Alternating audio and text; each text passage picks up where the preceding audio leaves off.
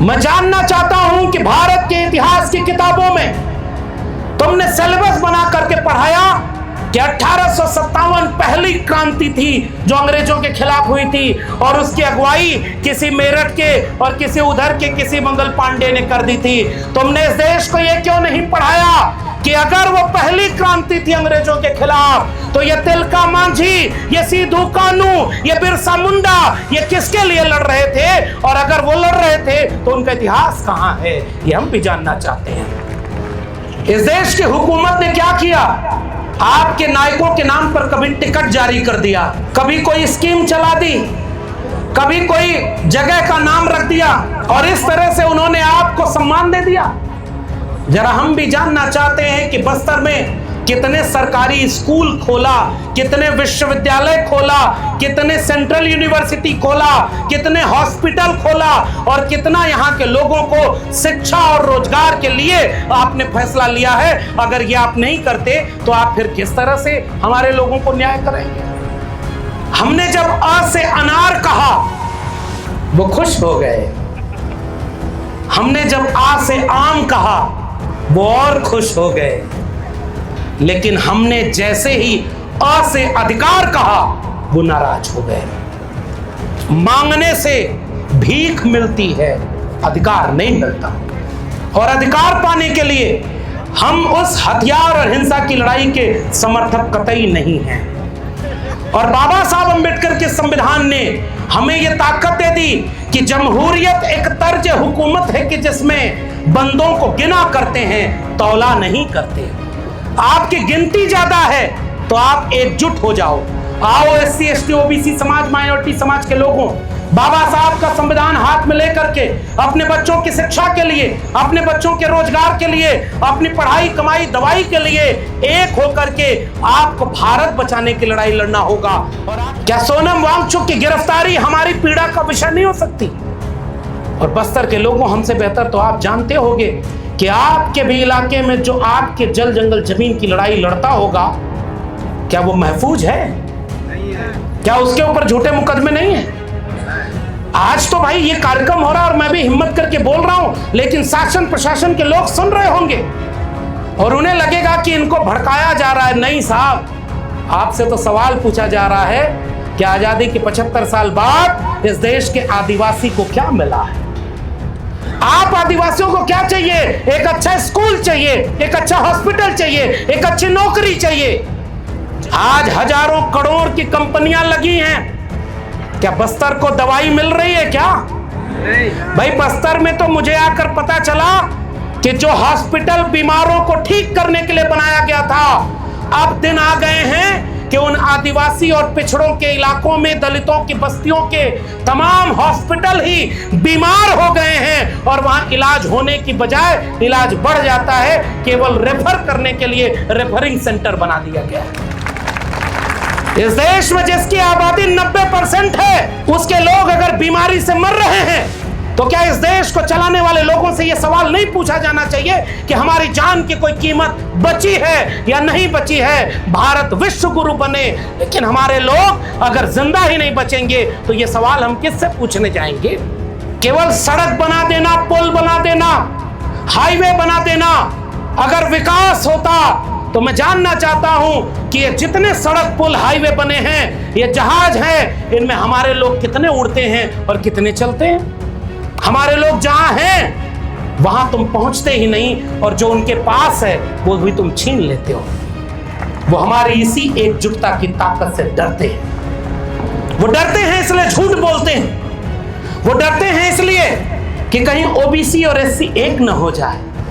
वो डरते हैं कि उनके पुलिस, उनके प्रशासन और बंदूक के बाद भी अगर इस देश के एससी एसटी ओबीसी एक हो गए तो हुकूमत कैसे करेंगे? झूठ की, लूट की और फूट की। इस देश के 100 अरबपति अगर हैं तो उसमें एक भी आदिवासी है क्या? एक भी आदिवासी मीडिया में आपका बैठा है क्या? एक भी आदिवासी आपका आज की तारीख में सुप्रीम कोर्ट और हाई कोर्ट में जज बन करके जितना होना चाहिए पहुंच पाया क्या? देश भर के सेंट्रल यूनिवर्सिटीज में वाइस चांसलर, आपकी आबादी 8 से 9% हो गई है। आपके अगर 100 विश्वविद्यालय हैं तो उसमें 8-9 वाइस चांसलर आपके हैं क्या? अब हैं कहां फिर? इसलिए अब नए उलगुलान की जरूरत इस देश को है, जो शिक्षा के लिए उलगुलान करे, जो रोजगार के लिए उलगुलान करे, पाखंडियों और अंधविश्वासियों के खिलाफ उलगुलान करे, वैज्ञानिक चेतना वाला पढ़ाई लिखाई जिंदा रखने के लिए उलगुलान करे, और इस देश के जल जंगल जमीन को अपने पूंजीपति दोस्तों को बेचने के खिलाफ उलगुलान करे और कहे कि ये जल जंगल जमीन हमारी है और हम इसको महफूज रखेंगे। अनुसूचित जाति, जनजाति, आदिवासी समाज के सभी सम्मानित लोगों को मेरा सेवा जोहार और उलगुलान रहेगा। और आप सब जो आसपास कई दूर दूर से चल करके इस ऐतिहासिक कार्यक्रम में आए हैं, आप सबको भी मेरा उलगुलान जारी रहे के साथ सेवा जोहार है। सबसे पहले मैं सर्व आदिवासी समाज और परिवार के आयोजकों का आभार व्यक्त करना चाहता हूं कि उन्होंने हमें यहां बुलाने का न्योता भेजा, और ये मेरे लिए इतना ऐतिहासिक दिन है कि आज आकर के आप सबसे मिलने और आपके दुख दर्द में शामिल होने, आपके संघर्ष में शामिल होने और उस भूम काल के अधूरे सपने को पूरा करने के संकल्प लेने में शामिल होने में मैं यहां आपके बीच में आया हूं। इसके लिए मैं पूरी आयोजन समिति का बहुत बहुत आभार व्यक्त करता हूं कि आपने मुझे ये मौका दिया है। और आज भूम काल स्मृति दिवस 116वां जो आयोजन है, वर्षगांठ है, मैं अपनी बात उन तमाम शहीदों को याद करते हुए, उन तमाम संघर्ष करने वाले अपने लोगों को याद करते हुए, शहीद गुंडाधुर को याद करते हुए और उनके तमाम साथियों को याद करते हुए उन्हें नमन भी करता हूं और उनके उस जज्बे को सलाम करते हुए पहली बात कहना चाहता हूं कि हमारे लोगों के कुर्बानी को हम जाया नहीं होने देंगे। हम उनके सपनों का बस्तर भी बनाएंगे और उनके सपनों का भारत भी बनाएंगे। इस बात का संकल्प हम लेना चाहते हैं यहां पर। और आज जब मैं इस भूम काल के ऐतिहासिक कार्यक्रम में आया तो आज सुबह से उन तमाम ऐतिहासिक जगहों पर जाने का भी मौका मिला। लोग तो कहते हैं कि हमारे नायक गुंडाधुर शहीद हो गए, लेकिन बस्तर संभाग के लोगों, आप सब जानते हो कि जिनके खिलाफ उनकी लड़ाई थी, जब उन्हें वो पकड़ ही नहीं पाए तो हम क्यों ये मान लें कि वो शहीद हो गए। हम ये कहेंगे कि हमारे गुंडाधुर आज भी जिंदा हैं और वो हमें हिम्मत देने के लिए हमारी ताकत बनकर के हमारे साथ खड़े हैं। उन्होंने जिनके खिलाफ लड़ाई लड़ी और हमारे लोगों के साथ एकजुटता से ये नारा लगाया कि बस्तर वासियों का होना चाहिए। बस्तर किसका होना चाहिए? जरा आप जोर से बोलना कि वो नारा आज भी जिंदा है कि नहीं, कि बस्तर किसका होना चाहिए? बस्तर वासियों का बस्तर होना चाहिए। ये देश इस देश के मूल निवासियों का होना चाहिए। चंद लोगों के हाथ में न हम बस्तर को गिरवी होने देंगे और न इस मुल्क को गिरवी होने देंगे। आज ये संकल्प लेने का भी दिन है कि मुट्ठी भर लोगों के हाथ में पूरे देश को गुलाम बनने नहीं दिया जा सकता। और इस बात का संकल्प हमें लेना होगा। मैं आयोजन समिति की इस बात से इतना खुश हुआ कि ये जो मंच पर जितने लोगों को बिठाया, यही हमारी आवाम है। ये हमारा इस देश का 90% परिवार है जिसमें एससी, एसटी, ओबीसी और माइनॉरिटी एक साथ कंधे से कंधा मिलाकर आज खड़ा है। यह हमारी एकजुटता का ऐलान है कि हम सब मिलकर इस भारत को मुट्ठी भर लोगों का गुलाम नहीं होने देंगे। इसके लिए भी मैं पूरी आयोजन समिति का हृदय से आभार व्यक्त करता हूं। लड़ाई हमारी साझा है क्योंकि हम सब का दुख और दर्द साझा है। मैं जानता हूं कि मैं पिछड़े समाज ओबीसी में आने वाली एक जाति में पैदा हुआ, किसान परिवार में पैदा हुआ, और जब हमने स्कूलों में पढ़ाई पढ़ी और बड़े हुए विश्वविद्यालय में गए तो ये बस्तर और छत्तीसगढ़ के जंगल हमारे सिलेबस में शामिल नहीं है। आप कौन लोग हैं? आपकी जिंदगी कितनी मुश्किल भरी है? आपके ऊपर कितने तरह के हमले हो रहे हैं? चाहे वो बाहर से आए अंग्रेजों ने लूटा हो या अंग्रेजों के साथ जिन्होंने यहां राज किया उन्होंने लूटा हो, या उन दोनों के जाने के बाद लोकतंत्र और संविधान बनने के बाद इस बस्तर को बाहर से लूटने आने वालों ने लूटा हो, उन सब के संघर्ष को इस देश के बाकी लोग तो जान ही नहीं पाते। उन्हें पता ही नहीं कि यह जल जंगल जमीन किसकी है। उन्हें पता ही नहीं कि यह गुंडाधुर कौन थे, उनके तमाम साथी कौन लोग थे। फिर यह देश सबका देश कैसे बनेगा? इस देश के जंगल जमीन पर जो सदियों से रहता आया हो, उसके दुख दर्द को समझने वाले लोग जब सत्ता में नहीं होंगे तो उनकी बात करेगा कौन? मैं जब आपके बीच में आया, आपने मुझे ये अपने लोक संस्कृति की एक माला पहनाई। ये माला जंगल में एक पेड़, एक पौधे, एक बीज से बनी हुई माला, यह केवल एक आपकी दी हुई सम्मान की चीज नहीं। यह सफेद पगड़ी जो हमारे सर पर आपने सम्मान के लिए बांधी, यह केवल एक सामान मेरे लिए नहीं है, हजारों साल के उस हमारे मूल निवासी आदिवासी परिवार की विरासत है जिसे आपने हमें सम्मानित करते हुए दिया है। मैं हौसले के साथ इसे अपने साथ सहेज कर वापस ले जाऊंगा। जब जब ये माला मुझे नजर आएगी तब तब मुझे बस्तर की याद आएगी। जब जब मैं इस आपके दिए हुए सफेद गमछे को अपने सिरहाने पर लगा कर रखूंगा तो ये एक बड़ी भूमिका निभाएगी कि जब हमारे जैसे लोग भूल जाएं कि हमारे लोग बस्तर और जगदलपुर में अपने कितने बड़े संघर्ष कर रहे हैं, तो ये आपके दिए हुए प्रतीक चिन्ह हमें याद दिलाएंगे कि उनका संघर्ष भी हमारा है और हम सबको मिल करके बराबरी और न्याय का भारत बनाना होगा।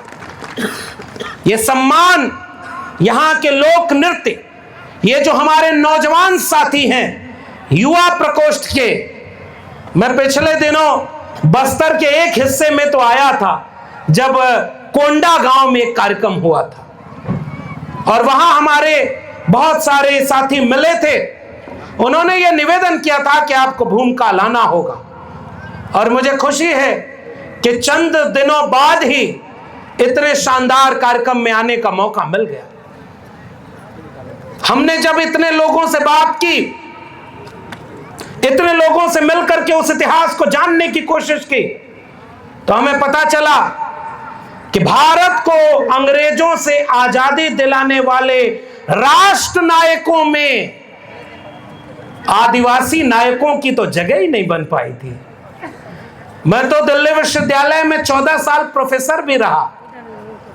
हमने एक किताब लिखी है, प्रोफेसर की डायरी, और उस किताब में हमने बहुत सारे सवाल उठाए कि जब भारत अंग्रेजों से आजाद हो गया तो इस देश में यह संकल्प लिया गया कि अब भारत में जनता का जनता के लिए जनता पर शासन, जनता द्वारा शासन होगा। यानी अब बाहर से कोई हमारे ऊपर हुकूमत नहीं करेगा। इस देश के लोग ही हम चुन करके जिन्हें वोट के अधिकार से बाबा साहब डॉक्टर भीमराव अंबेडकर की अगुवाई में बने भारत के संविधान को मैं याद करना चाहता हूं, जिसने सबको बराबर का वोट का अधिकार दिया कि अब अपना राजा रानी के पेट से पैदा नहीं होगा, वो जनता के वोट से पैदा होगा और जनता जिसे वोट देकर के राजा बनाएगी वो हमारे पर शासन करेगा। इतना शानदार संविधान बना, हम सब संविधान को मानने वाले लोग हुए। हमने पुरानी चीजों को भुला दिया, हमने उस अतीत को भुला दिया कि हमारे लोगों को कभी अछूत बना करके आपने इंसान से भी बदतर बना दिया, पशुओं जैसी जिंदगी जीने पर मजबूर कर दिया था।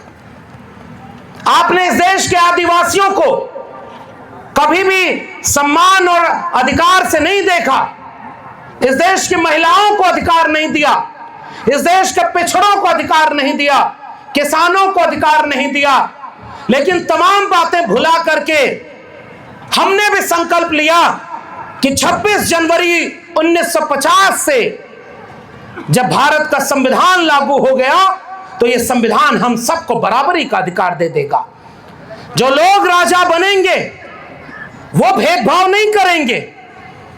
जो नए लोग हमारे दिल्ली में बैठेंगे वो जब कोई अपनी कलम से नियम बनाएंगे तो बस्तर से लेकर के छत्तीसगढ़, झारखंड, आंध्र प्रदेश से लेकर उड़ीसा और राजस्थान, मध्य प्रदेश से लेकर पूरे देश में फैले आदिवासियों को न्याय दिलाएंगे।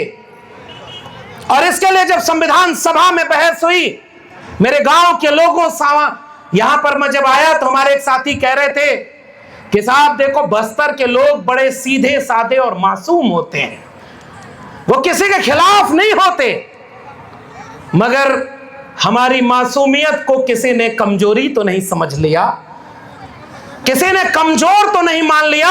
इसी बात का ऐलान 1910 में हुआ था कि ये बस्तर के लोग मासूम हो सकते हैं लेकिन कमजोर नहीं हो सकते। एकजुट होकर के तमाम लोगों के खिलाफ क्रांति का उलगुलान भी बजा सकते हैं, और उसकी अगुवाई गुंडाधुर जी ने की थी। तो जब संविधान बन रहा था तो आपके बीच का एक नायक वहां पर था जिसका नाम था जयपाल सिंह मुंडा। हमारे तमाम नौजवान साथी जानते हो। और जयपाल सिंह मुंडा ने संविधान सभा में खड़े होकर के एक वाक्य बोला था जिसे आज भूमकाल स्मृति दिवस पर मैं याद करना चाहता हूं कि जब उनको कुछ लोगों ने कहा संविधान सभा में कि आप तो लोकतंत्र सीख लीजिए, अब भारत लोकतंत्र से चलेगा, तो जयपाल सिंह मुंडा ने कहा कि हम संधो घाटी सभ्यता के वारिस हैं, हम इस देश के मूल निवासी हैं, इस देश के बाकी लोगों को लोकतंत्र हम आदिवासियों से सीखना चाहिए, आप हमें लोकतंत्र नहीं सिखा सकते, हम तो लोकतंत्र में रहने वाले लोग रहे। और इसलिए उन्होंने यह लड़ाई लड़ी कि भारत में सबसे ज्यादा अन्याय अगर किसी के साथ हुआ तो उन मूल निवासी और आदिवासियों के साथ हुआ। कोई राजा बना और आपके इलाके में, मैं कल से जितने लोगों से मैंने जाना, बस्तर के लोगों आप बेहतर समझते होंगे, राजा बना कोई तो खेत में जो अनाज पैदा करता था, जो दिन रात मेहनत करता था, जिसने परिश्रम किया, जंगल में जा करके ये खोज करके बताया कौन सी फसल खाने लायक है और कौन सी खाने लायक नहीं है, कौन सी चीज पीने लायक है और कौन सी पीने लायक नहीं है। कल्पना करके सोचना कि इस प्रयोग में हमारे कितने लोग मार दिए गए होंगे। कोई लेबोरेटरी और साइंस की फैक्ट्री वहां नहीं थी। हमारे लोगों ने खोज करके पता किया इस खेत में ऐसे बीज डालेंगे तो अनाज और फसल पैदा होगी। हजारों साल के संघर्ष में हमने इस दुनिया को रहने लायक बनाया, और जब ये यहां पर राजतंत्र आया तो उन राजाओं ने केवल हमारी मेहनत को लूटा और हमारे फसल को उस पर टैक्स लगा करके, उस पर तमाम चीजें लेकर के बेगारी कराया। तो जिसने अपने हाथ से मेहनत करके सभ्यता का पेट भरा, उसको विरासत में क्या मिला।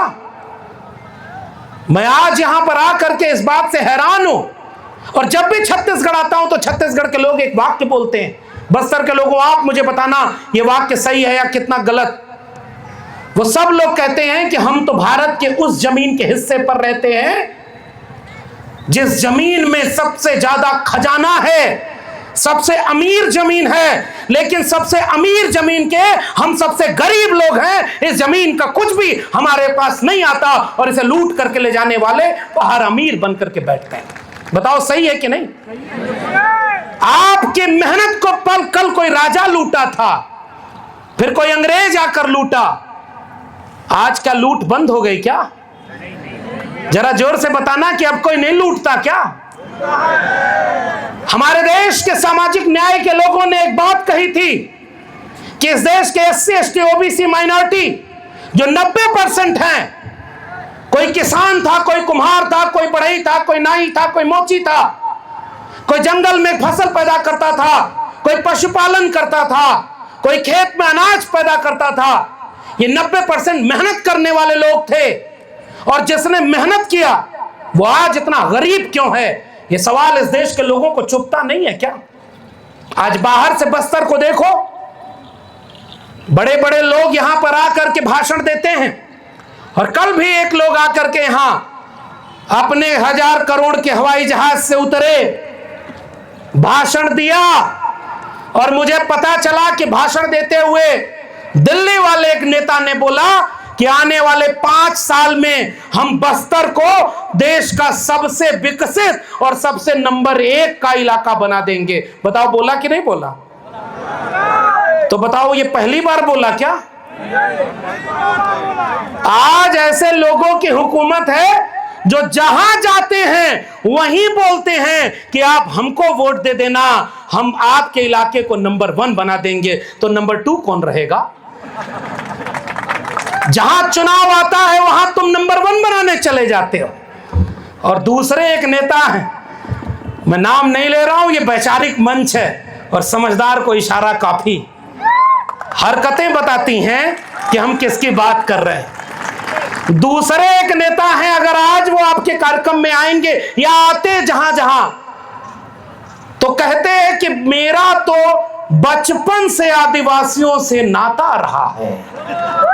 समझ गए ना मैं किसकी बात कर रहा हूं? मेरा तो बचपन आदिवासियों में बीता है। मैं जब चाय बेचा करता था तो जब चाय बिक जाती थी तो आकर आदिवासियों के साथ महुआ बीना करता था। जब महुआ बीन करके खाली होता था तो उसके बाद जा करके खेत में काम करता था और रोज शाम को आदिवासियों के साथ वही उनका नृत्य और संगीत गाया करता था। मेरा तो जन्मों जन्मों का नाता है। यह भाषण इसलिए दिया जाता है क्योंकि भाषण देकर के आपको भावनाओं से जोड़ लिया जाए और जब वहां से वापस जाए तो वहां की फाइल पर जो दस्तखत होती है अपने अमीर पूंजीपति को बस्तर का खनिज लुटाने के लिए दे दिया जाए। इसलिए भोले भाले लोगों को भावनात्मक भाषण दे करके बहला दिया जाता है।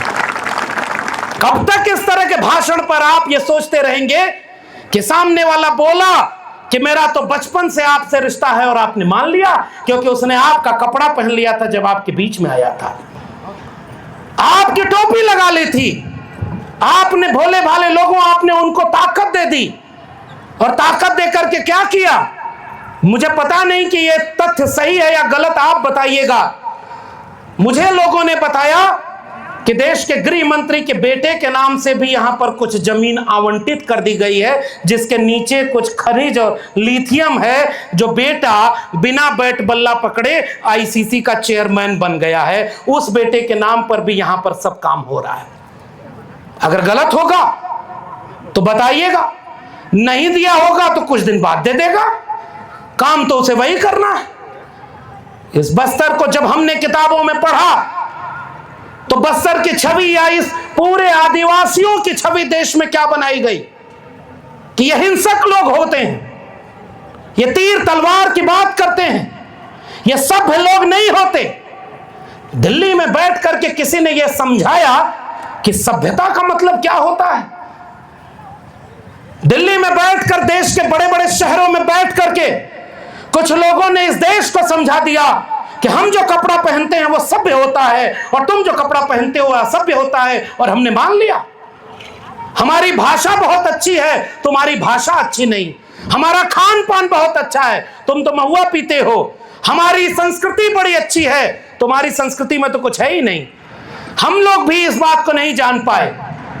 लेकिन ये तो भला हो बाबा साहब डॉक्टर अंबेडकर के संविधान का कि शिक्षा मिलना शुरू हुई, और जब शिक्षा के बाद हम आपके बीच में जब आते हैं, जब ये देखते हैं, तब ये समझ में आता है कि दिल्ली में बैठकर कोई इस देश को ये नहीं समझा सकता कि इस देश के नागरिक कैसे होते हैं। इस देश को जानना है तो ऐसे जल जंगल जमीन में रहने वाले उन तमाम मूल निवासियों को करीब से देखो। भारत वहां खड़ा है, भारत दिल्ली से नहीं देखा जा सकता और न चलाया जा सकता है। इस बात को भी हमें स्वीकार कर लेना चाहिए। आपने हमेशा कहा, अंग्रेजों ने तो कह दिया था कि क्रिमिनल ट्राइब्स हैं, ये हिंसक लोग हैं। मैं जानना चाहता हूं कि भारत के इतिहास की किताबों में तुमने सिलेबस बना करके पढ़ाया कि 1857 पहली क्रांति थी जो अंग्रेजों के खिलाफ हुई थी, और उसकी अगुवाई किसी मेरठ के और किसी उधर के किसी मंगल पांडे ने कर दी थी। तुमने इस देश को यह क्यों नहीं पढ़ाया कि अगर वो पहली क्रांति थी अंग्रेजों के खिलाफ, तो ये तिलका मांझी, ये सिद्धू कानू, ये बिरसा मुंडा, ये किसके लिए लड़ रहे थे, और अगर वो लड़ रहे थे तो उनका इतिहास कहां है, ये हम भी जानना चाहते हैं। जब उल गुलान का नारा लगाया बिरसा मुंडा ने, तो आप क्या करते हो? आप अपने महंगे जहाज से उतरते हो झारखंड, और हूल दिवस मनाने के लिए वहां पर खड़े होकर ये ऐलान करते हो,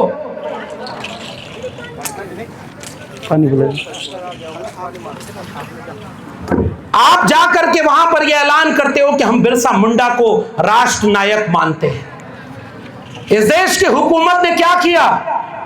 आपके नायकों के नाम पर कभी टिकट जारी कर दिया, कभी कोई स्कीम चला दी, कभी कोई जगह का नाम रख दिया, और इस तरह से उन्होंने आपको सम्मान दे दिया।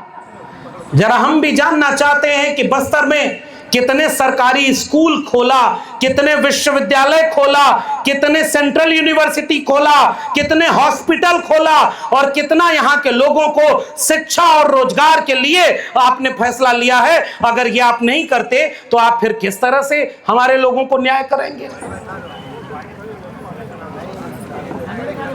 बिल्कुल ठीक है ना?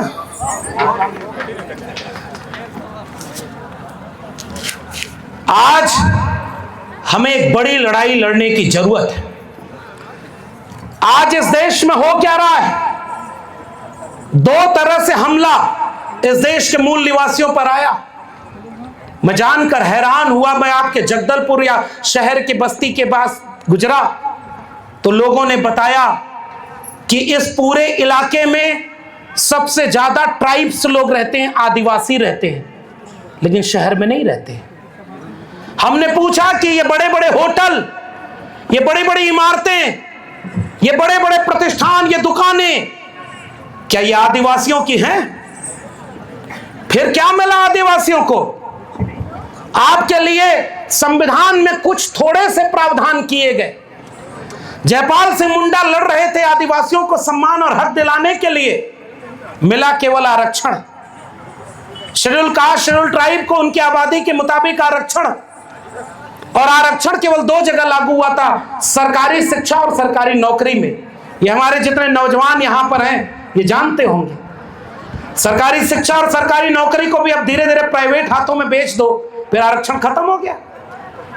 लेकिन आपने इस देश के संविधान में यह प्रावधान किया कि हम इस देश के आदिवासी बहुल इलाकों में ग्राम पंचायत और ग्राम सभा को ताकत देंगे, उनको ताकत देंगे कि उनकी जमीन कोई छीन न ले, उनको ताकत देंगे कि उनके गांव में, उनके जल जंगल जमीन में कोई घुसपैठ न कर ले, उनको ताकत देंगे, पेशा एक्ट बनाएंगे, वन अधिकार संरक्षण अधिनियम बनाएंगे और अनुसूची 5-6 बनाएंगे, ताकि आदिवासियों की संस्कृति सुरक्षित रहे, आदिवासियों का संघर्ष सुरक्षित रहे और आदिवासियों को कोई लूट न ले। जरा बस्तर के लोगों एक बार हाथ उठा के बताना कि आपकी ग्राम सभा सुरक्षित बची है क्या? जरा जोर से बोलना, हो सकता है मुझे ना पता हो। सुरक्षित बची है? क्या आपके जल जंगल जमीन का सारा फैसला आपसे पूछ कर लिया जा रहा है? आपके जंगल को बेचने के लिए पहले आपसे पूछा जा रहा है? आपके खनिज को बेचने के लिए पहले आपसे कोई इजाजत ली जा रही है? फिर ये फैसले ले कौन रहा है? उसके लिए आपके बीच का एक व्यक्ति मुख्यमंत्री बना तो दिया गया है भाई, बना दिया गया एक व्यक्ति, और उन्हीं के सिग्नेचर से ये बड़े बड़े फैसले होंगे। और देश की सबसे बड़ी कुर्सी पर मैं तो इस बात के लिए धन्यवाद भी देता हूं कि आजादी के लगभग संविधान लागू होने और आजादी के 70-75 साल बाद इस देश को पहली महिला आदिवासी राष्ट्रपति मिली। हमें भी खुशी हुई कि हां, हमारे बाबा साहब के संविधान से कल तक जिन्हें कुर्सी पर बैठने नहीं दिया जाता था, अब वो इतनी बड़ी कुर्सी पर बैठे हैं। इस बात को देख करके हमारे भी सीना फक्र से चौड़ा हो जाता है कि हाँ, हम अपने लोगों को राष्ट्रपति बनने देखना चाहते हैं। लेकिन प्रधानमंत्री क्यों नहीं? राष्ट्रपति जी से ज्यादा ताकत प्रधानमंत्री की कुर्सी में है कि नहीं है? तो जो ज्यादा ताकतवर कुर्सी है उस पर हमारे लोग क्यों नहीं होंगे? और ज्यादा ताकतवर कुर्सी पर अगर हमारे लोग हैं भी, तो क्या वाकई वो अपनी ताकत का इस्तेमाल कर पाते हैं क्या? मुझे अफसोस होता है बस्तर में आकर इस बात को कहने में कि आपके देश का मणिपुर जैसा एक राज्य जाने कितने महीनों से जल रहा है और आप ये न बोल पाओ कि गलत हो रहा है। तब हम नहीं मानेंगे कि आप जिस कुर्सी पर बैठे हो उसमें ताकत बची है। हम नहीं मानेंगे कि आप समाज के लिए कुछ कर पाएंगे। मणिपुर में कौन लोग थे जो इस पूरी आग के शिकार हो रहे हैं? वो इस देश के मूल निवासी हैं, वो हमारे लोग हैं, और आज भी उस आग को बुझाया नहीं जा सकता। इस देश के दूसरे कोने पर लद्दाख एक जगह है और वहां पर तमाम लोगों ने भी यह कह दिया था कि हम आपको विशेष राज्य का दर्जा देंगे। एक व्यक्ति जो वैज्ञानिक चेतना का है, एक व्यक्ति जिसकी दुनिया में नाम है, एक व्यक्ति जिसने पाठशाला से लेकर के पर्यावरण बचाने के लिए काम किया हो, जिसके ऊपर फिल्म बनी हो 3 इडियट। आपको पता है कि वो जब अपने लद्दाख के, जिसमें सबसे ज्यादा ट्राइबल लोग हैं, जब उन्हें न्याय दिलाने के लिए लड़ रहा था, तो आज वो व्यक्ति इस देश की जेल में बंद है, और जिसको जेल में होना चाहिए उसे पैरोल पर बाहर करके पूरे देश में घुमाया जा रहा है। फिर ये भारत सबका भारत कैसे महसूस होगा? क्या सोनम वांगचुक की गिरफ्तारी हमारी पीड़ा का विषय नहीं हो सकती? और बस्तर के लोगों, हमसे बेहतर तो आप जानते होंगे कि आपके भी इलाके में जो आपके जल जंगल जमीन की लड़ाई लड़ता होगा, क्या वो महफूज है? नहीं है। क्या उसके ऊपर झूठे मुकदमे नहीं है? आज तो भाई ये कार्यक्रम हो रहा है और मैं भी हिम्मत करके बोल रहा हूं, लेकिन शासन प्रशासन के लोग सुन रहे होंगे और उन्हें लगेगा कि इनको भड़काया जा रहा है। नहीं साहब, आपसे तो सवाल पूछा जा रहा है कि आजादी के 75 साल बाद इस देश के आदिवासी को क्या मिला है? इस देश के आदिवासी को यह मिला है कि जहां जहां इस देश के आदिवासी संघर्ष करते हैं, वहां उनकी आबादी से ज्यादा वहां पर वर्दीधारी लोग खड़े हैं। आप प्रशासन से लड़ते हैं, आप उनको डराते हैं। हम ये जानना चाहते हैं कि हमारी, मैं जैसे किस विचार को मानने वाला हूं? मैं बाबा साहब डॉक्टर अंबेडकर के संविधान को मानने वाला हूं, और संविधान के आधार पर हम इस देश की हर लड़ाई को लड़ना चाहते हैं। हम इस देश में और किसी के खिलाफ नहीं लड़ना चाहते। ये लोग झूठ बोलते हैं कि अगर कोई ये सवाल कर दे कि इस देश के आदिवासियों की जल जंगल जमीन पर हिस्सेदारी होनी चाहिए, तो हम देश विरोधी हैं। कैसे देश विरोधी हैं? साबित करके बताओ। इस देश के ओबीसी और बस्तर और जगदलपुर के जितने ओबीसी आए होंगे, अपना गांव गांव जाकर के पूछना। छत्तीसगढ़ तो वो राज्य है, ये देश सबका होता तो हम भी सवाल पूछना चाहते हैं। 10% आबादी, 15% आबादी, जाति जनगणना तो हुई नहीं है। मैंने एक किताब लिखी है, उस किताब को मंगा देना, आप उस गाड़ी में आपके रखी हुई है। यदु साहब, आपकी गाड़ी में दोनों किताब रखिए, मंगवाइएगा जरा, हम दिखाएं तो अपने लोगों को। आज इस देश में पता ही नहीं कि कुछ लोगों की आबादी कितनी है, और आरक्षण मिल गया 10%। फिर ये क्या छत्तीसगढ़ में उनकी आबादी 10% है क्या? भाई जोर से बोलना, इसमें बोलने में क्या है? 10% आबादी है रिजर्वेशन। और आपके यहां चाहे जो जिस भी तरीके से हो, पिछली सरकार ने आरक्षण बढ़ाया, मिला क्या? अरे भाई, छत्तीसगढ़ के SC ST OBC को बढ़ा हुआ आरक्षण मिला क्या? कौन रोका? कोई मुसलमान रोका? कौन रोका? कोई अंग्रेज लंदन से रोका है? अरे वो आपका आरक्षण किसने रोका? कोई दलित पिछड़ा रोका है? फिर समझदार को इशारा काफी। जो आपके बच्चों का आरक्षण नहीं दे सकता, वो आपके बच्चों की जमीन बेचने के लिए सौदे करता है। आप आदिवासियों को क्या चाहिए? एक अच्छा स्कूल चाहिए, एक अच्छा हॉस्पिटल चाहिए, एक अच्छी नौकरी चाहिए। जितनी कंपनियां यहां पर लगाई गई, उनमें एक CSR फंड होता है, हमारे पढ़े लिखे विद्वान लोग जानते होंगे। 100 रुपया अगर उस कंपनी का खर्च हो रहा है यहां पर, 100 रुपए में से आपको पता ही नहीं चलता होगा साहब, इस देश की सरकारें कई बार मुफ्त में जमीन, मुफ्त में बिजली, मुफ्त में टैक्स माफ कर देती हैं, ताकि बिजनेस का डेवलपमेंट हो, उद्योग बढ़ेगा तो देश का विकास होगा। मेरे बस्तर के लोगों गौर से समझना, सरकार ने छूट दिया कंपनी को, और कंपनी को कहा कि जब तुम कंपनी लगाना तो आसपास के इलाकों के लिए शिक्षा की व्यवस्था करना। जानते हो कि नहीं आप? आसपास के लोग बीमार न पड़े इसके लिए दवाई का इंतजाम करना, आसपास के लोगों को रोजगार देना, और गरीब कमजोर लोगों को ताकतवर बनाने के लिए CSR फंड से आप अपनी आमदनी का एक निश्चित हिस्सा खर्च करेंगे।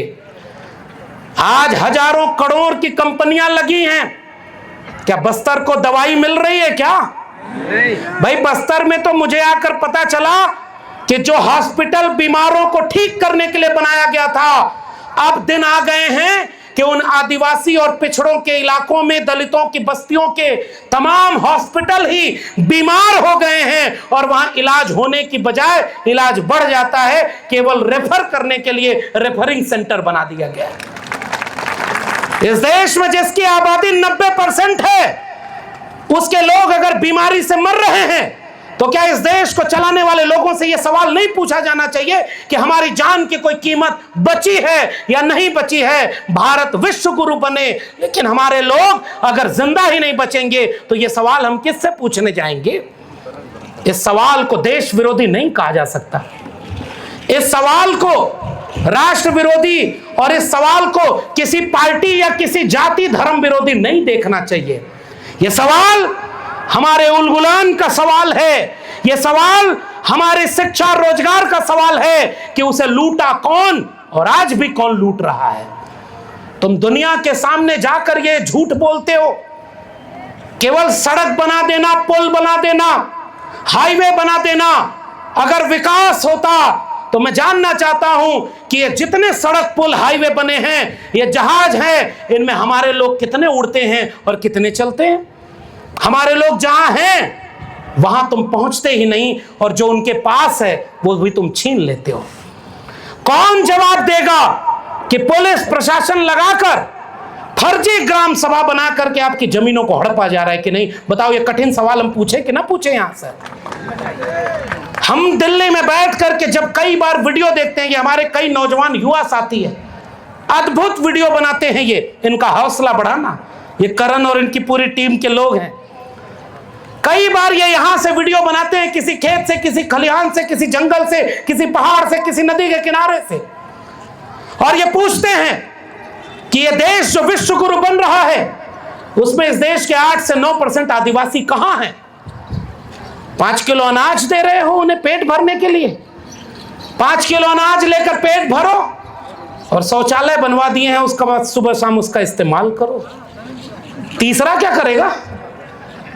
केवल जिंदा रहो। जब उनको वोट देना हो तो जनगणना रजिस्टर में जाकर उनको वोट देकर ताकत दे देना, और उसके बाद 5 किलो अनाज को लेने वाली लाइन में खड़े हो जाना।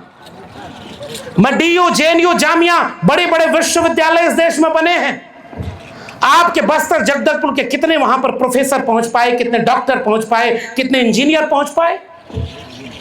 इस देश में जब आंकड़े आते हैं और आंकड़े ये बताते हैं कि इस देश के 100 रुपया अगर इस देश के पास है, एक आदमी 40 रुपया लिए हुए है, 1.5-2 आदमी 70 रुपया लिए हुए है, और उसको आसान कर दो तो 10 आदमी के पास 90 रुपया है और 90 आदमी 10 रुपए पर गुजारा कर रहे हैं। यह सवाल पूछना क्या देश विरोधी सवाल है? जरा बताना आप, गलत सवाल है। मान लो 100 रोटी है और 100 लोग खाने वाले हैं, तो 10 आदमी 90 रोटी खाए और 90 आदमी 10 रोटी पर गुजारा करे, और दोनों को जोर से नारा लगवाओ जब जब वो सवाल पूछ दे। एक पता नहीं विवादित नारा हो जाएगा या क्या, वैसे भी हम विवादित आदमी हैं। हमको नौकरी से निकाला तो हमने और किताब लिख दी। हमने कहा तुमसे हम डरने वाले तो देखो है नहीं, और उन्होंने सोचा था कि इसके नौकरी छीन लेंगे तो डर जाएगा। हमने भी इस किताब में लिखा कि जुल्म के साये में लब खोलेगा कौन, और हम भी चुप रहे तो फिर बोलेगा कौन। और आज जिन लोगों को हम यहां से याद कर रहे हैं, ये हमारे अमर शहीद अगर डर गए होते तो बताओ ये भूमकाल जैसा इतना बड़ा विद्रोह हो पाता क्या? वो अगर अपनी नौकरी बचाते, वो अपना घर बचाते, वो अपना परिवार बचाते, उस समय भी तो कुछ लोग डराने वाले रहे होंगे। उस समय भी कुछ लोग डराने वाले थे और आज भी कुछ लोग डराने वाले हैं। अगर हमारे पुरखे डर गए होते तो ये बदलाव का उलगुलान कभी नहीं होता। बताओ आज उनके वारिसों, अगर तुम डर जाओगे तो ये अपने पुरखों का अपमान करना है कि नहीं, इस बात को यहां संकल्प लेकर के जाना। अगर हम बिना डरे उनके हिस्से की लड़ाई को आगे नहीं बढ़ा पाए तो हमें कोई अधिकार नहीं है इस मंच से शहीद गुंडाधर को याद करने का। उनको याद करने का मतलब है उनके अधूरे सपनों को पूरा करना। जो फांसी पर लटका दिए गए, लोग कह रहे हैं कि वो पेड़ आज भी खड़ा है। आपको पता नहीं, यकीन होगा कि नहीं, हम लोग बड़े मासूम लोग हैं। मैं उस पेड़ के पास गया तो उस पेड़ से एक छोटी सी छाल अपने जेब में रख लिया कि जब जब होगा मैं इसे देखकर ये हिम्मत लूंगा कि हमारे लोगों को उसी पेड़ पर लटकाया, और एक दिन नहीं 1 हफ्ते लटकाया ताकि खौफ फैल जाए और अगली बार कोई डरे न। बिरसा मुंडा को मारा, सीधू कानू, तिलका मांझी, ये जितने लोग भी लड़ने वाले थे सब अपनी कुर्बानी देकर गए, इसलिए कि उनकी कुर्बानी से जो हासिल होगा उसे हम बचा भी नहीं पाएंगे तो हम किस बात के वारिस हैं? गद्दार तब भी थे, गद्दार आज भी हैं, इस बात को भी याद रखना। और हमारे बीच के लोगों को ही वहां खड़े करके हमारे खिलाफ फैसले कराए जाते हैं। आज भी हमारे खिलाफ हमारे लोगों को खड़ा किया जाता है। आप जिनको मानते हैं उनके पास हाथ में कुल्हाड़ी है। ये हमारे साथी जो पारंपरिक वेश लिए हुए हैं, इनके भी हाथ में कुल्हाड़ी थी।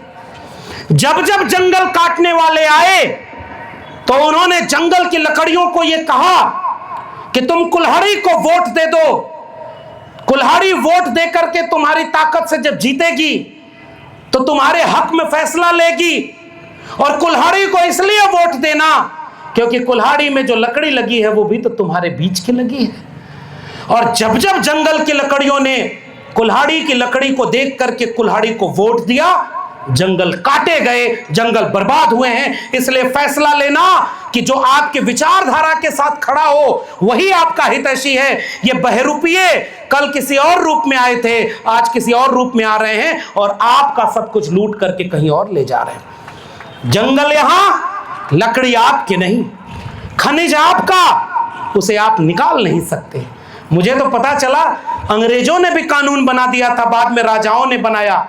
हजारों साल से जिस जंगल में आदिवासी रहता था, कुछ दिन बाद कोई आया और कहा कि ये हमारा है, तुमको आना होगा तो हमसे परमिशन लेनी होगी।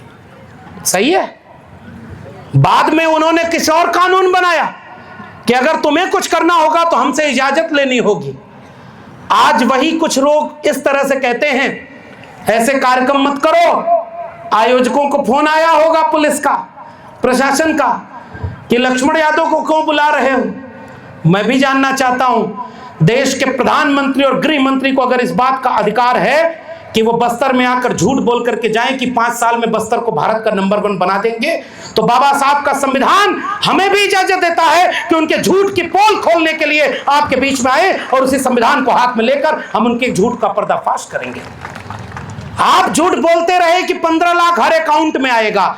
भाई हमारी तरफ तो आया नहीं, मैं यही पूछने बस्तर आया हूं। हो सकता है बस्तर वालों के अकाउंट में 15 लाख आ गया हो। आया क्या? अरे भाई अकाउंट में पैसा आ गया, हो सकता है आपको पता ना हो। नहीं आया। भाई उन्होंने तो कहा कि जो कहा वो किया, फलाने हैं तो गारंटी है। सुना आपने नारा? तो भाई गारंटी आपकी जुबान की कहां गई? हमने इस किताब में एक सवाल पूछा है बस्तर के लोगों और खासकर नौजवानों। इस देश में जब भारत गरीब था तो फ्री में शिक्षा देता था, मुफ्त में पढ़ाई, और हम समाजवादी आंदोलन से निकले हुए लोग हैं। समाजवादी लोगों ने नारा इस देश में लगाया कि रोटी कपड़ा सस्ती हो और दवा पढ़ाई मुफ्ती हो। पढ़ाई और दवाई मुफ्त में होने चाहिए, निःशुल्क होने चाहिए, क्योंकि हम राज्य जब चुनते हैं तो सरकार को हमारे टैक्स से पैसा जाता है, और आपने पैसा लिया तो अमीरों का टैक्स माफ कर दिया। कई लाख करोड़ रुपया उद्योगपतियों का माफ कर दिया गया एनपीए बना करके, और शिक्षा देने के लिए सरकार के पास पैसा नहीं है। आपके सरकारी स्कूल, हमारे कई विद्वान साथी भी आए हैं, क्या हजारों की तादाद में सरकारी स्कूल बंद हो रहे हैं कि नहीं आपके यहां? मैं जानना चाहता हूं, जरा जोर से बताना, आपके यहां में सरकारी स्कूल बंद हो रहे हैं कि नहीं हो रहे? क्या मास्टरों की बहाली जितना होनी चाहिए उतना हो रही है क्या? आपके स्कूल में मास्टर हैं क्या? आपके स्कूल में आपके बच्चे जाकर पढ़ पा रहे हैं क्या? और आपके हॉस्पिटल उतने हैं क्या जितने हॉस्पिटल होने चाहिए? अरे जरा जोर से बताना, आपके हॉस्पिटल में डॉक्टर है क्या? आपके हॉस्पिटल में आपको दवाई मिलती है क्या? तो जब आपको पढ़ाई और दवाई नहीं दे सकती तो हम भी ये नारा लगाते हैं कि रोटी कपड़ा दे न सके जो, वो सरकार निकम्मी है, और जो सरकार निकम्मी है वो सरकार बदलनी है। बताओ ये हमारा नारा होना चाहिए कि नहीं होना चाहिए? आपसे अगर पढ़ाई और दवाई नहीं दी जा सकती तो वोट लेने के लिए हमारे लोगों को आगे कर देते हो, और हमारे लोग भी भ्रम में आ जाते हैं। जैसे मैं ओबीसी से हूं, पिछड़े समाज से, हमारे बहुत सम्मानित लोग मंच पर बैठे हुए हैं, और हम जानते हैं कहीं ये ओबीसी और शेड्यूल ट्राइब और शेड्यूल कास्ट के लोग एक ना हो जाएं, कहीं ये सारे 90% एक ना हो जाएं, इसलिए इनको आपस में लड़ाते रहो। अंग्रेज आए, मैंने अपनी दूसरी किताब जाति जनगणना में लिखा है कि लोग कहते हैं कि जातियों को गिनकर अंग्रेजों ने इस देश को जातिवादी बना दिया। मैंने सवाल पूछा कि अंग्रेजों के आने के पहले मनुस्मृति लिखी गई थी कि नहीं? अरे भाई जानते हैं मनुस्मृति? मनुस्मृति में क्या है? दुनिया में किसी और देश में इतना घटिया ग्रंथ लिखा होता जिसे बाबा साहब डॉक्टर भीमराव अंबेडकर ने जला दिया था, तो वो दो देश के लोग उस ग्रंथ को छिपाते कि महिलाओं के लिए बड़ी खराब बात लिखी है इसमें, महिला घर में कैद होनी चाहिए। मैं तो आदिवासियों के बीच जब भी आता हूं ये देखकर हैरान होता हूं कि पुरुष के बराबरी की तुलना में महिलाएं हर जगह खड़ी रहती हैं, वो उतनी ही मेहनत करती हैं, उतना ही संघर्ष करती हैं। और इस मंच पर भी देखिए, आपने इतने महिलाओं को जगह दी, सामने हमारी माताएं बहनें इतनी हैं, वो हमारी इसी एकजुटता की ताकत से डरते हैं। वो डरते हैं इसलिए झूठ बोलते हैं, वो डरते हैं इसलिए कि कहीं ओबीसी और एससी एक न हो जाए, वो डरते हैं कि उनके पुलिस, उनके प्रशासन और बंदूक के बाद भी अगर इस देश के एससी एसटी ओबीसी एक हो गए तो हुकूमत कैसे करेंगे? झूठ की, लूट की और फूट की। आज के हुकूमत का 3 फार्मूला आपको देकर जा रहा हूं, झूठ बोलो, फूट डालो और लूट करो। बस्तर का एग्जाम्पल इससे बेहतर और क्या कोई देगा? झूठ कि अच्छे दिन आएंगे, झूठ कि सबको हम सम्मान दे देंगे, झूठ कि सबका विकास, सबका साथ, सबका विश्वास, सबका प्रयास।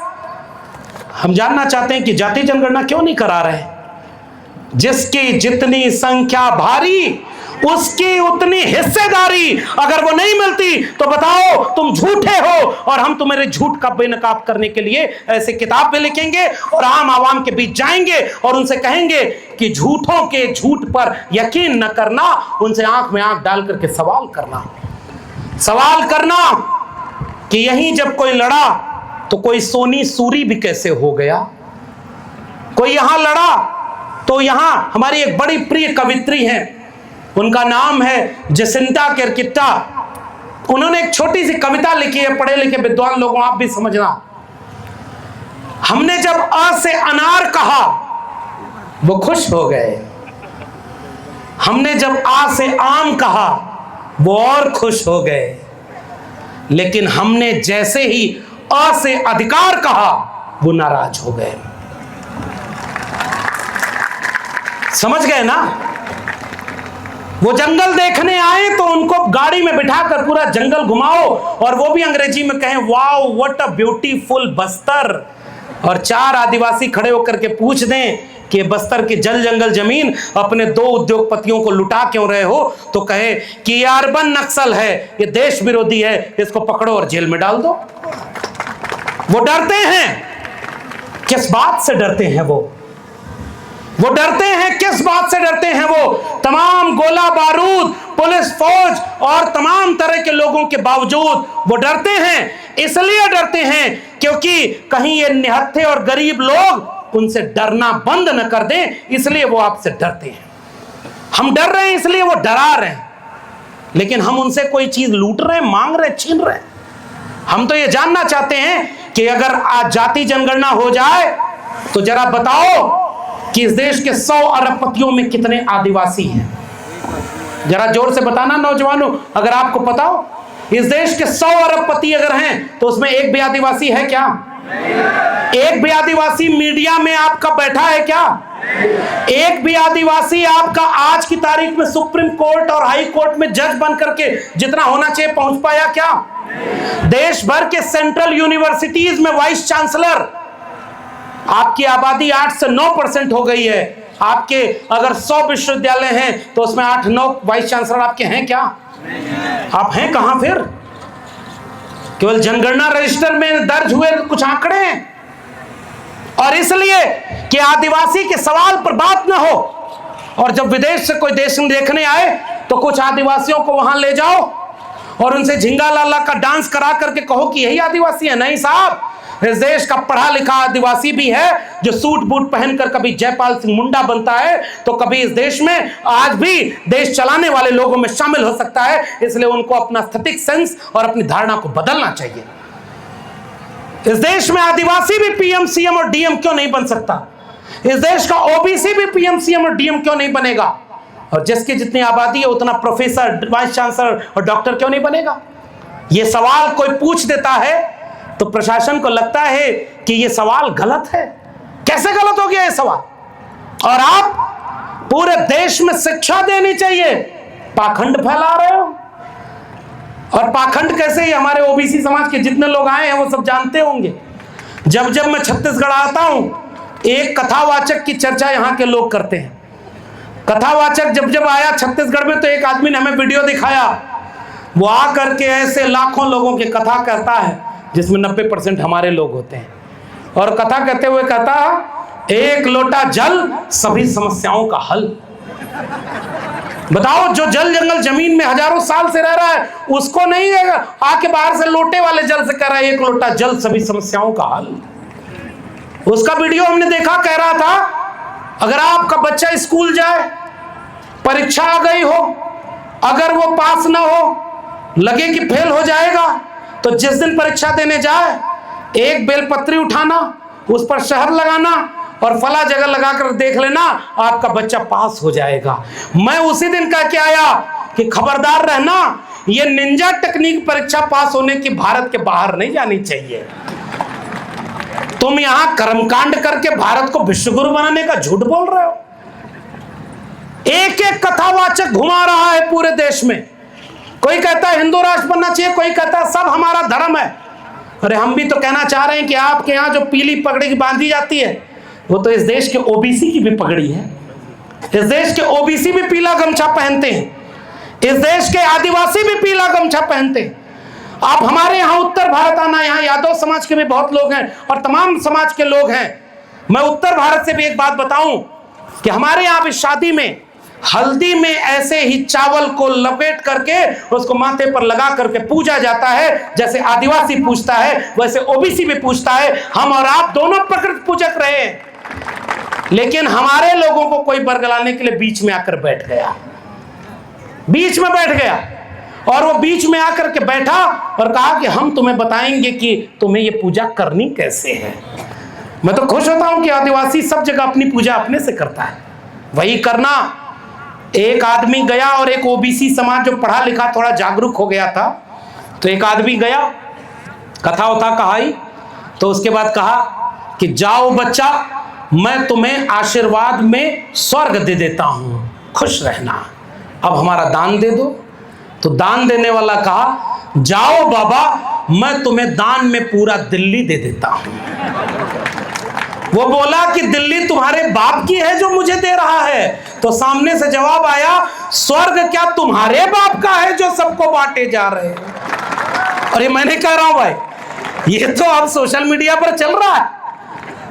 जिस दिन कोई झूठ सच पकड़ ले, उसी दिन उनकी दुकान बंद हो जाएगी। आज इस देश में दो दुकान से खतरा है, एक दुकान जो धर्म के नाम पर लगाई जा रही है और दूसरी दुकान जो फैक्ट्री के नाम पर लगाई जा रही है। इन दोनों दुकानों ने इस देश को लूटने के लिए धर्म और राष्ट्र के नाम पर सबको इमोशनली ब्लैकमेल कर लिया और पीछे से पूरे देश को अंबानी अडानी जैसे पूंजीपतियों के हाथों में बेच रहे हैं। आप प्रोफेसर की डायरी पढ़ेंगे तो आपको पता चलेगा कि इस देश में शिक्षा को बेच दिया गया है। यूजीसी से एक कानून ले आया, एससी एसटी ओबीसी को कैंपस में भेदभाव से रोका जाएगा। मुट्ठी भर लोगों ने देश में विरोध किया, सुप्रीम कोर्ट ने रोक दिया, मीडिया ने कहा कि यह बहुत अच्छा हो गया। जब मीडिया में तुम, सुप्रीम कोर्ट में तुम और विरोध करने वाले तुम, तो बताओ इस देश में हमारे लोगों के लिए कोई कानून नहीं बन पाएगा? फिर हम और आप कहां करेंगे?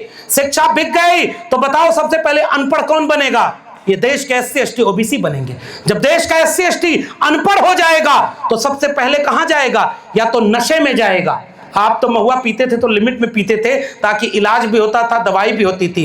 अब वो जब फैक्ट्री से महुआ बना करके आपके घर घर पिलाएगा तो आपकी पीढ़ियां बर्बाद होंगी। इस बात को लिख के रख लीजिए। 1910 का भूमकाल का विद्रोह अगर उस महुआ बनाने के, आपकी आजादी को छीनने के खिलाफ भी हुआ था तो आज आपको वैसा विद्रोह करने की जरूरत नहीं।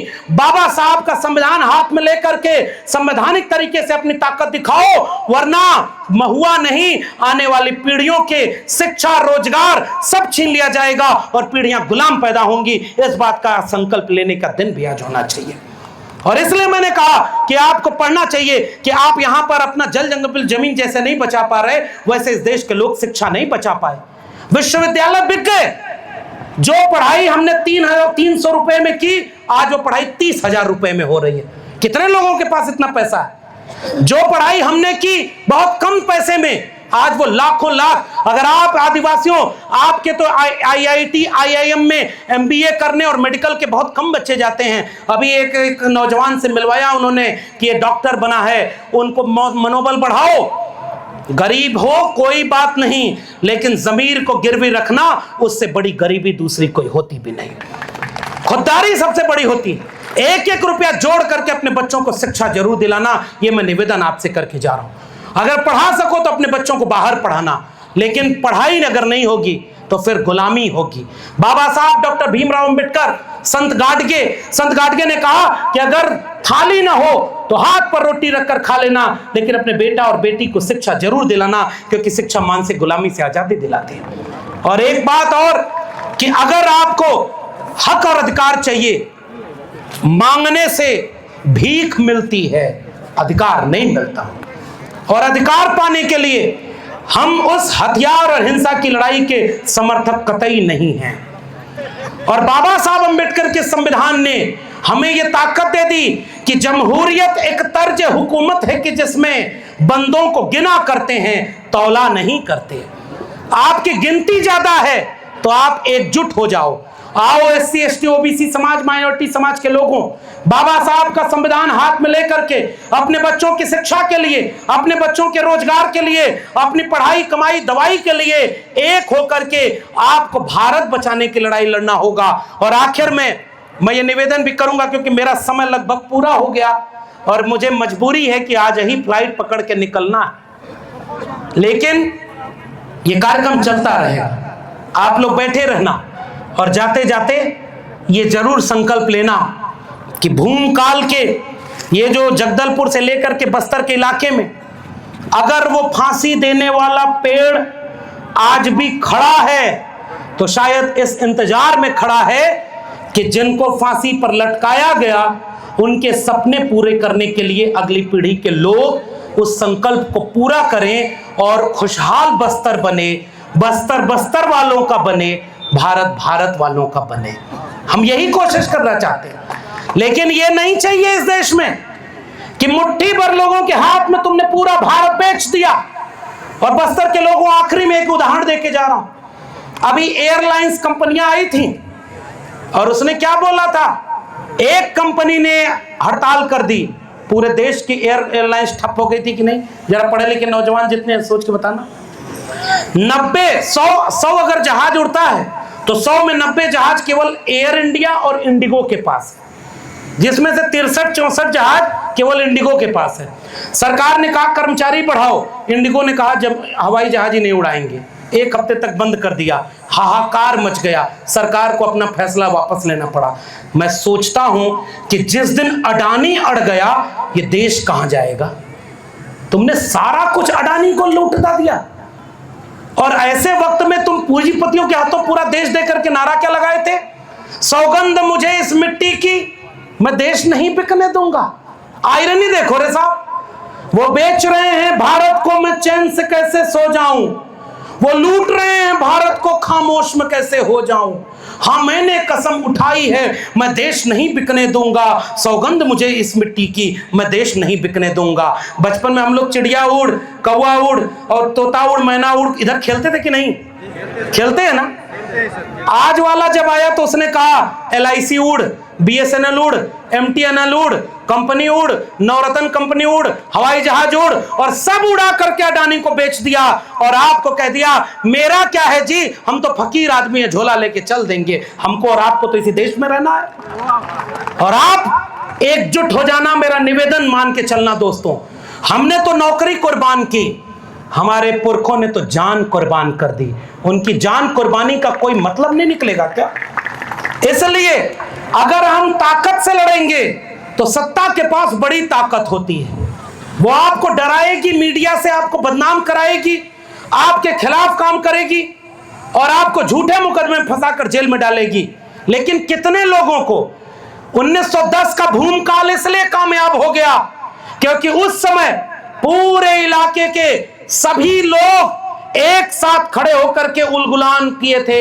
अगर कुछ लोग उलगुलान करते तो क्या कामयाब होता क्या? इसलिए अब नए उलगुलान की जरूरत इस देश को है, जो शिक्षा के लिए उलगुलान करे, जो रोजगार के लिए उलगुलान करे, पाखंडियों और अंधविश्वासियों के खिलाफ उलगुलान करे, वैज्ञानिक चेतना वाला पढ़ाई लिखाई जिंदा रखने के लिए उलगुलान करे, और इस देश के जल जंगल जमीन को अपने पूंजीपति दोस्तों को बेचने के खिलाफ उलगुलान करे और कहे कि ये जल जंगल जमीन हमारी है और हम इसको महफूज रखेंगे। मेरी एक प्रिय कवित्री हैं, मैं उनकी एक कविता पढ़ करके अपनी बात खत्म कर रहा हूं।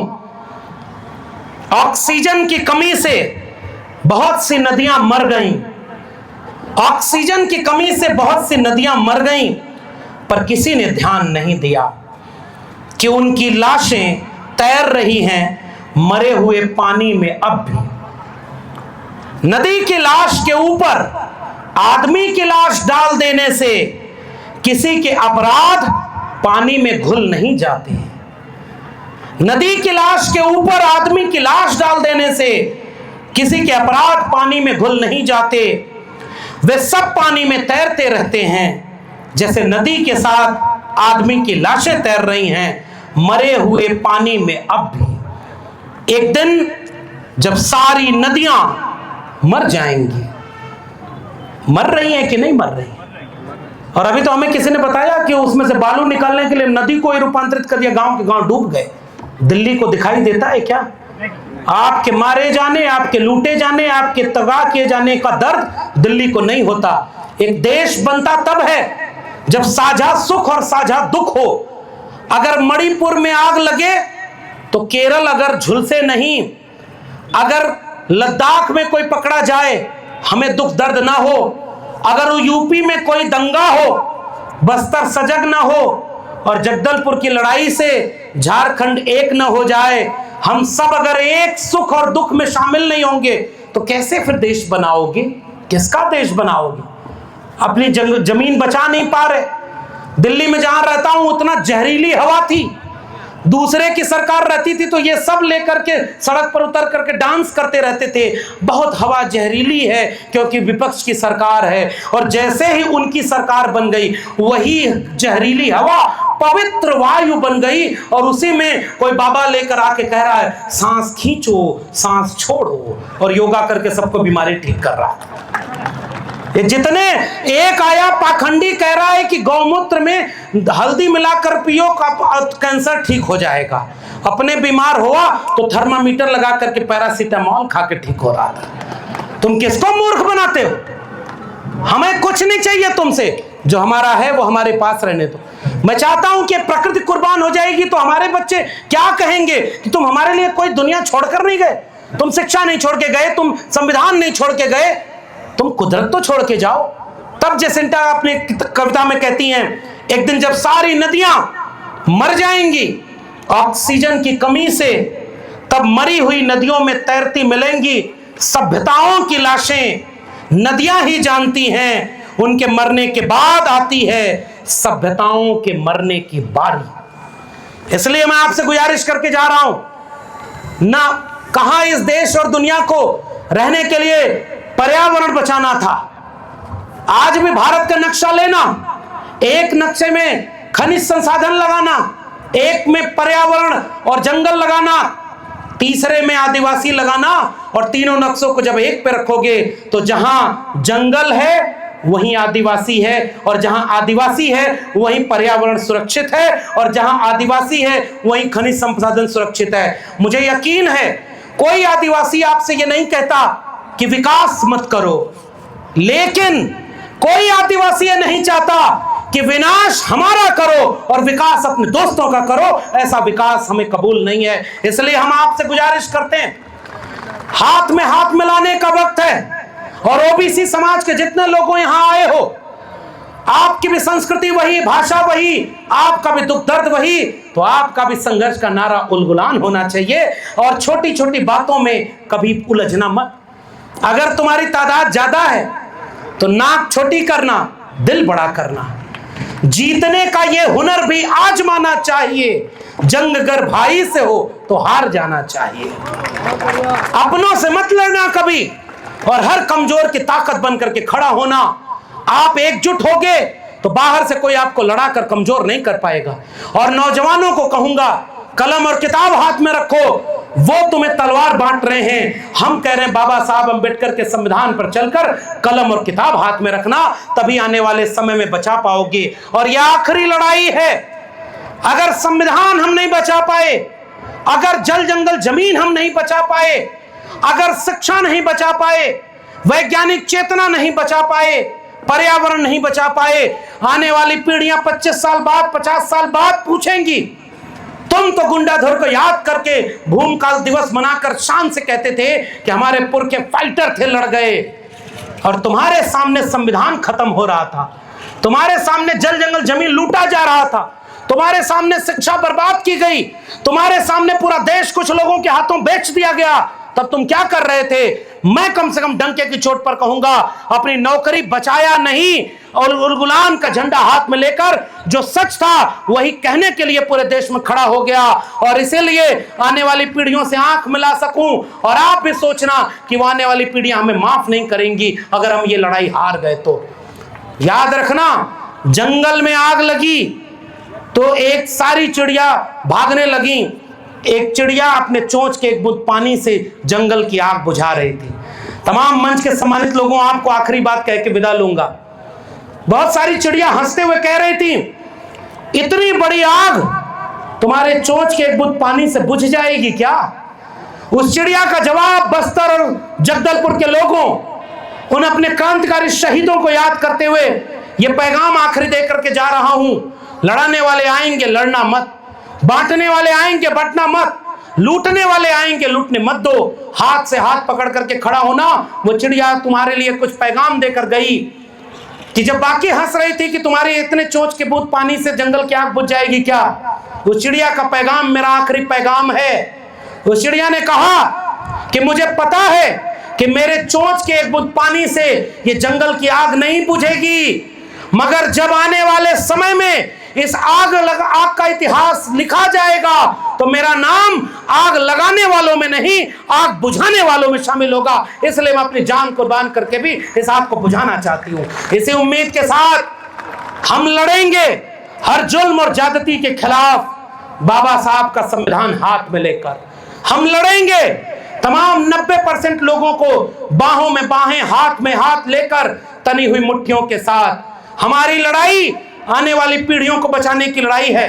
हमारी लड़ाई किसी धर्म और जाति के खिलाफ नहीं, हमारी लड़ाई किसी नेता और किसी पार्टी के खिलाफ नहीं। हमारी लड़ाई हमारे हक और अधिकार के लिए है। जो हमारे हक अधिकार छीन रहा है वो हमारा दुश्मन है।